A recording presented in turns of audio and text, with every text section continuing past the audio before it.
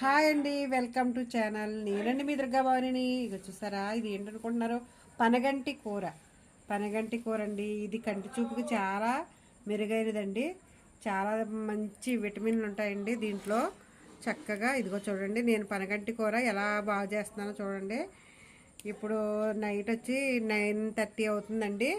నేను ఇది రేపొద్దునకండి నేను పనగంటి కూర పెసరపప్పు వండాలని నేను ఫిక్స్ అయ్యి ఇవన్నీ ప్రిపేర్ చేసుకుంటున్నానండి. ఇదిగోండి క్లీన్ చేసుకుంటున్నాను. చూసారా నేను ఎలా క్లీన్ చేస్తున్నానో. ఆకులు చూడండి.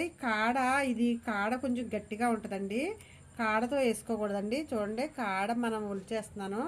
మనం కాడ ఒలుచుకుని చక్కగా నీట్గా ఒక ప్లేట్లో, ఇదిగో చూడండి, నేను ఒలిసినట్టే వేరే ప్లేట్లో పెట్టేసుకుంటున్నానండి.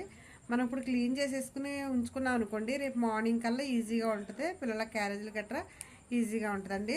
సరేనండి, మరి మీరు కూడా ఇలాగా మీరు ఏమైనా ప్రిపేర్ చేసుకోవాలనేటప్పుడు మార్నింగ్ కర్రీ గురించి ఈవినింగ్ సెట్ చేసేసుకుని మార్నింగ్ చేసుకుంటే ఈజీగా ఉంటుందండి. మరి ఈ టిప్ మీకు నచ్చినట్లయితే లైక్ చేయండి, షేర్ చేయండి, కామెంట్ రూపంలో తెలియదు, సబ్స్క్రైబ్ మాత్రం మర్చిపోవద్దు.